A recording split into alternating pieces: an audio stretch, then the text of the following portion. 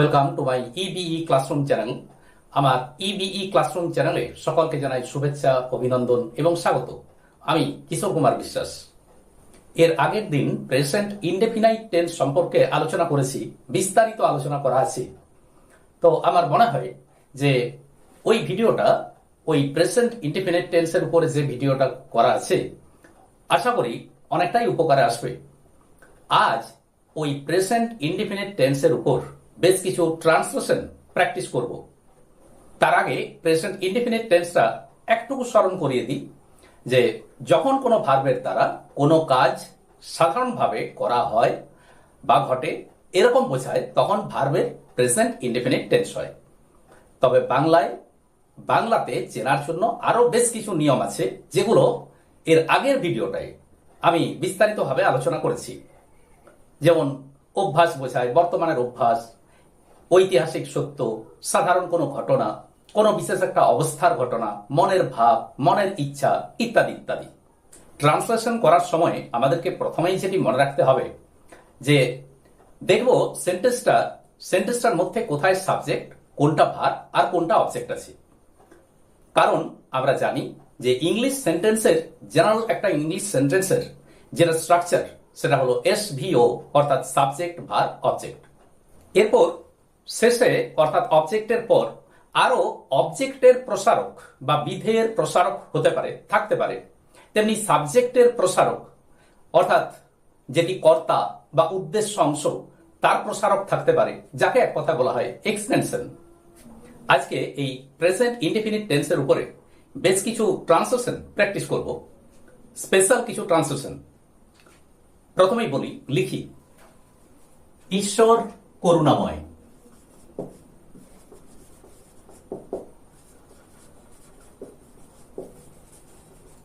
ঈশ্বর করুণাময়।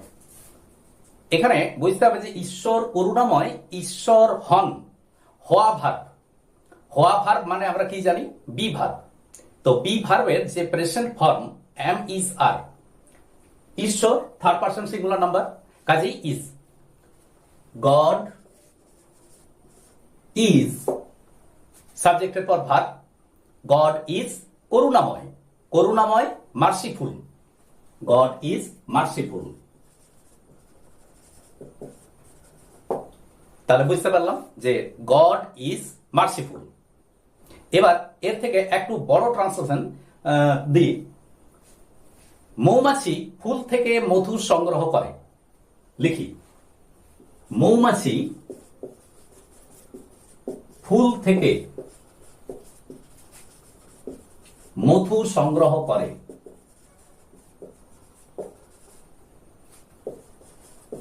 এখানে আগে দেখবো, চিনবো যে সাবজেক্টকে মৌমাছি, ভার্ব সংগ্রহ করে, সংগ্রহ করা। কি সংগ্রহ করে? মধু। তাহলে মধু অবজেক্ট। কোথা থেকে? থেকে একটা প্রিপোজিশন আছে, ফুল থেকে। তাহলে সেন্টেন্সটা আমরা স্ট্রাকচারটা অনুসারে ট্রান্সলেশন করি। মৌমাছি, তো মৌমাছি বলা হয়েছে, কিন্তু বুঝতে হবে যে মৌমাছি এখানে প্লুরাল ফর্মে ব্যবহার করতে হবে, অর্থাৎ বীজ, শুধু বি নয়। তাহলে বীজ সংগ্রহ করে, সাবজেক্ট, সাবজেক্টের পর ভার্ব। সংগ্রহ করে, সংগ্রহ করা, গ্যাদার। কি সংগ্রহ করে?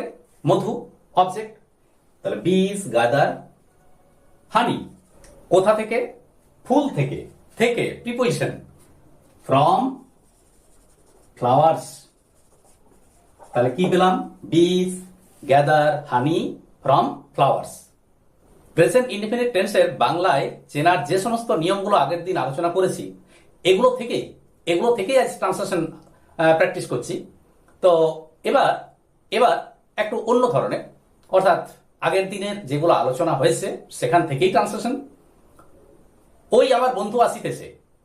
ওই আমার বন্ধু আসিতেছে। লিখি, ওই আমার বন্ধু আসিতেছে। এখানে চিনব যে আসিতেছে, তেছি, তেছো, তেছেন ইত্যাদি থাকলে আমরা জানি প্রেজেন্ট কন্টিনিউয়াস টেন্স হয়। কিন্তু আগের দিন বলেছিলাম যে প্রেজেন্ট কন্টিনিউয়াস সেন্স আছে, কিন্তু টেন্সটা হবে কি প্রেজেন্ট ইনডেফিনিট। তো এখানে সেন্সটা দেখে মনে হচ্ছে যেন আসিতেছে প্রেজেন্ট কন্টিনিউয়াসের মতো, কিন্তু এটি প্রেজেন্ট ইনডেফিনিট টেন্স। কিভাবে সেন্টেন্সটা সাজাবো? সাজানোর জন্য এখানে ওই আমার বন্ধু আসিতেছে, ওই মানে ওইখানে ধরে নিচ্ছি ওই আসিতেছে, অর্থাৎ ওই তো আসছে। দেয়ার কামস মাই ফ্রেন্ড,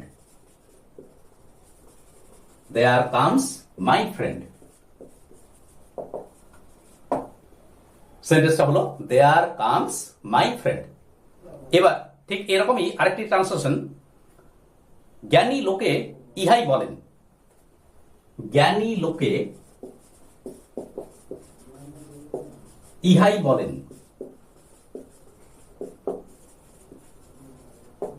জ্ঞানী লোকে ইহাই বলেন। ইহাই বলেন, ইহাই বলেন অর্থাৎ সো, এখানে সো শব্দটাকে ব্যবহার করতে হবে। সো সেজ, সো সেজ কারা? জ্ঞানী লোকে, the wise man. So says the wise man. তো এখানে একটা মনে রাখার একটা বিষয়, যে সেন্টেন্সটা যদি দেয়ার, সো, হিয়ার, নাও এগুলো দিয়ে সেন্টেন্সটা যদি শুরু হয়, তখন ভার্বটা সাবজেক্টের আগে বসে। So says the wise man, তাহলে দ্য ওয়াইজ ম্যান এটা হচ্ছে সাবজেক্ট, তার আগে বসলো সেজ ভার্ব। ঠিক একই রকম দেয়ার কামস মাই ফ্রেন্ড, ওই তো আমার বন্ধু আসে, তো এখানে মাই ফ্রেন্ড তার আগে বসলো কামস।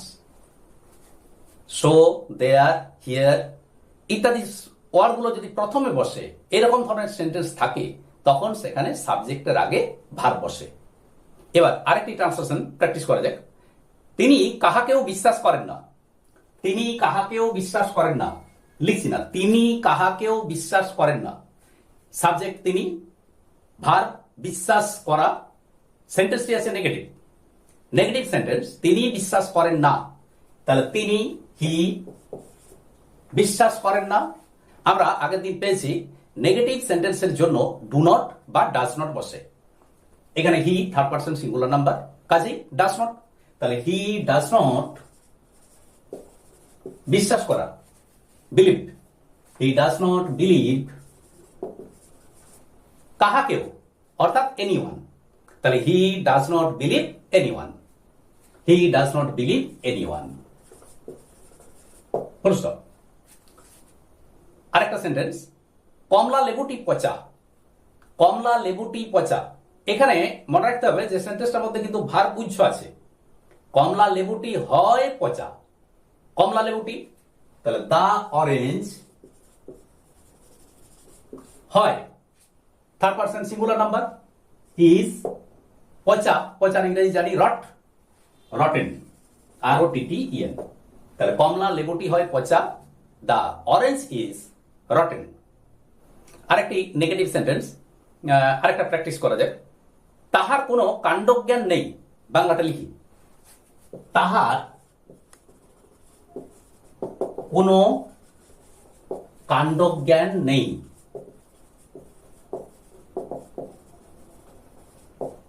তাহার কোনো কাণ্ডজ্ঞান নেই নাবাচক। এখানে এখানে সেন্সটা কেমন না, আছে অর্থে, থাকা অর্থে, অর্থাৎ তাহার কোনো কাণ্ডজ্ঞান আছে নাই, তবে পর সেটি নাবাচক। তাহার কোনো কাণ্ডজ্ঞান নেই, হি হ্যাজ, হ্যাভ বা হ্যাজ থাকা অর্থে, আছে অর্থে, তাহলে হি হ্যাজ নেই, নেগেটিভ, হি হ্যাজ নো কাণ্ডজ্ঞান, কাণ্ডজ্ঞান কমন সেন্স, তাহলে he has no common sense.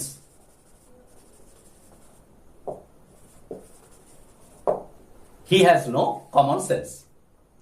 এবার একটা ইন্টারোগেটিভ সেন্টেন্স দেখা যাক, এই কি শক্তিমান শত্রু, এই কি শক্তিমান শত্রু।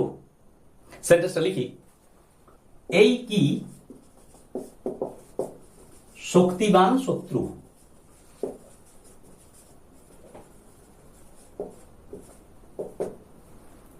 এই কি শক্তিমান শত্রু। এখানেও ভার্ব উচ্চ, এই কি হয় শক্তিমান শত্রু, তাহলে এই কি হয়, এখানে হয়, হয় শব্দটি এখানে ভার্বটি উচ্চ আছে। তো এই কি হয়, শক্তিমান শত্রু। যেহেতু প্রশ্নবাচক ইন্টারোগেটিভ, কাজেই আমরা আগের দিন কি পেয়েছি, ভার্ব আগে আসবে। তাহলে হয় ইজ, কেন ইজ না, শক্তিমান শত্রু থার্ড পারসন সিঙ্গুলার নাম্বার, তাহলে ইজ দিস দা শক্তিমান, শক্তিমান মাইটি, MIGHTY, তাহলে ইজ দিস দা মাইটি ফো, FOE, জিজ্ঞাসিত, ইজ দিস দা মাইটি ফো। এবার একটা ইম্পারেটিভ সেন্টেন্স, ইম্পারেটিভ সেন্টেন্স যে অন্ধ লোককে উপহাস করিও না, অন্ধ লোককে উপহাস করিও না।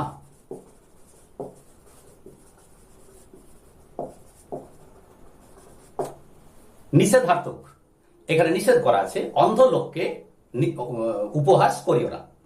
করিও না, করিও না অর্থাৎ ডু নট, ডু নট, উপহাস করা এটি ভাব, তাহলে ডু নট লাভ,